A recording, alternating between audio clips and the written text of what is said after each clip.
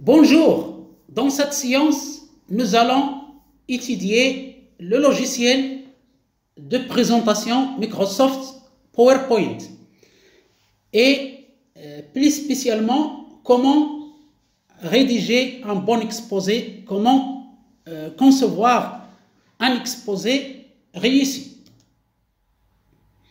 Tout d'abord, qu'est-ce que Microsoft PowerPoint?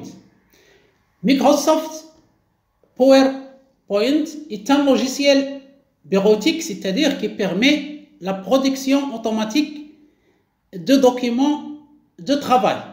Et plus spécialement, elle permet de produire des présentations, c'est-à-dire des exposés. Ce logiciel fait partie de la suite bureautique la plus utilisée dans le monde, à savoir Microsoft Office, qui comporte d'autres logiciels comme Microsoft Word, Microsoft Excel, Microsoft Access, Microsoft OneNote, etc., etc. La dernière version de Microsoft PowerPoint, c'est PowerPoint 2021 et nous sommes en 2023. PowerPoint permet bien sûr de créer et de mettre en forme des présentations, c'est-à-dire des diaporamas, et ce pour besoin d'exposer, c'est-à-dire exposer un sujet, exposer des idées devant un public. Une présentation ou un diaporama est composé de plusieurs diapositives. On parle dans Microsoft PowerPoint de diapositives, en anglais slide. Dans Excel, on parle de feuilles de calcul. Et dans Word, on parle de pages de documents. Pour démarrer le logiciel PowerPoint sous Windows, il suffit de taper le mot PowerPoint dans la zone de recherche du bureau Windows et de cliquer bien sûr sur l'icône des programmes ou bien d'appuyer sur la touche Entrée. Lorsqu'on appuie sur la touche Entrée ou lorsqu'on clique sur l'icône des programmes PowerPoint, l'écran de démarrage PowerPoint se présente et il comporte deux volets. Le volet récent à gauche qui comporte les documents que nous avons ouverts à l'aide de PowerPoint récemment ou bien que nous avons conçus, que nous avons produits à l'aide de PowerPoint. Et à droite, il y a le bouton Nouvelle présentation pour commencer un exposé vierge et aussi des modèles d'exposé. Donc, on va cliquer sur Nouvelle présentation. Lorsqu'on clique sur Nouvelle présentation, on obtient la fenêtre principale PowerPoint. Elle comporte deux composants essentiels. Le ruban qui est en haut et qui comporte les commandes, les différentes commandes qui permettent la mise en forme et la présentation de notre exposé, et la diapositive en bas, c'est-à-dire la zone de travail, la zone où on va écrire. Ici, PowerPoint nous dit de cliquer pour ajouter un titre, le titre de l'exposé. Après, on ajoute un sous-titre. Donc ici, nous avons la première diapositive par défaut et c'est une diapositive de titre. Quelques conseils pour avoir un bon exposé, pour concevoir un exposé réussi. Tout d'abord, évitez de mettre des phrases entières car la présentation devient lourde et illisible. Lorsque vous mettez beaucoup de texte, vous allez lire d'abord vous-même, vous allez lire en tant que présentateur, vous allez lire ce texte et vous allez agacer votre auditeur qui vous suit. Il vaut mieux transformer vos phrases longues en prompt, c'est-à-dire le style télégraphique, association de mots-clés. Par exemple, au lieu d'écrire « Aujourd'hui, nous allons apprendre à utiliser le logiciel PowerPoint », il vaut mieux écrire brièvement « Aujourd'hui, virgule, apprentissage PPT », c'est-à-dire PowerPoint. Il faut aussi remplacer le plus possible les textes par des schémas, des dessins, des images, bref, des illustrations.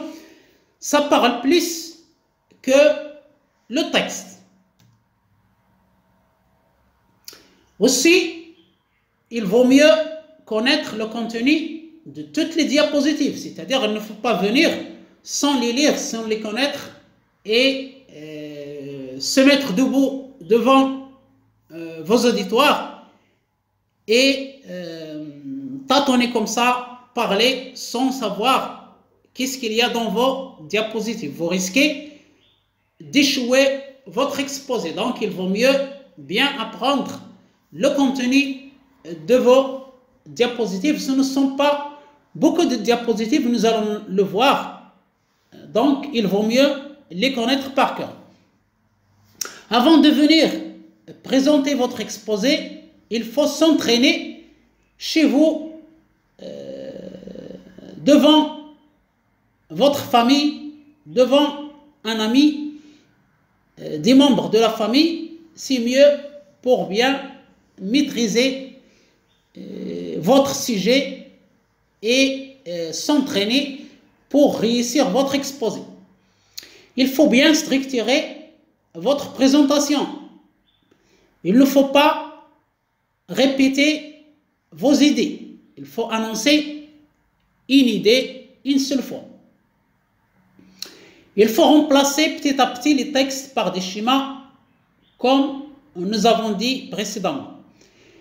Aussi, il ne faut pas essayer de dire tout ce que vous avez dans le document que vous avez remis à l'auditoire parce que votre auditoire a une copie de document. Par exemple, si vous distribuez un rapport à votre auditoire, ou bien un mémoire, ou bien une thèse, ou bien un document, quel que soit son contenu, il ne faut pas l'expliquer, il ne faut pas dire ce qu'il y a dedans parce que l'auditoire va le lire, il a une copie. Et il ne faut pas dépasser 12 à 14, maximum 15 diapositives par exposé. Et ça, c'est à négocier parce que trop de diapositives va alourdir l'exposé. Donc, maximum 15 diapositives. Et 15 diapositives, c'est facile à maîtriser. Après ces conseils pour réussir un bon exposé, on passe au contenu de votre présentation. D'abord, il faut commencer par le titre de l'exposé, le sous-titre présenté avec notamment le logo de votre entreprise, de votre institution. Ensuite, deuxième diapositive, le plan, c'est-à-dire le contenu de votre exposé. Troisième diapositive, une introduction. Quatrième diapositive, la première partie de votre exposé. Ensuite, la deuxième partie dans 2 ou 3 diapositives.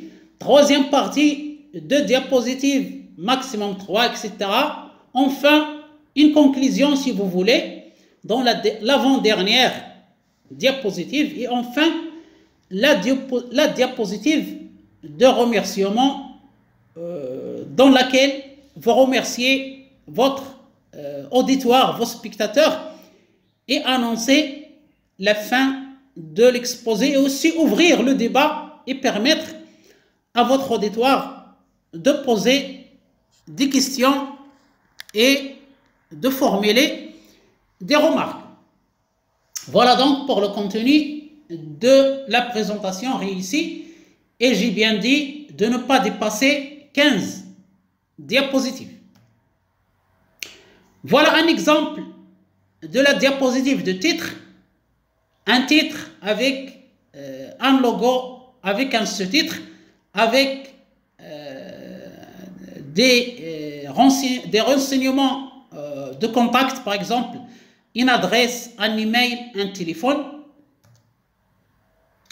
Voilà un exemple des plans de l'exposé. Voilà, introduction, partie 1, partie 2, partie 3, etc. Voilà un exemple de l'introduction.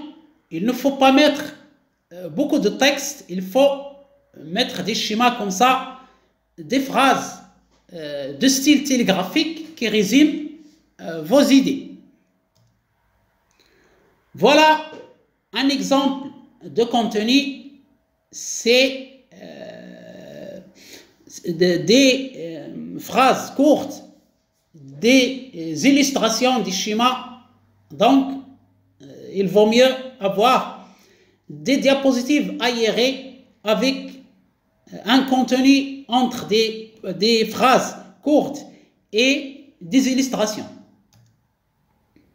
Un autre exemple de diapositive où il y a des représentations graphiques, c'est très intéressant, c'est très important. Ça résume beaucoup de textes.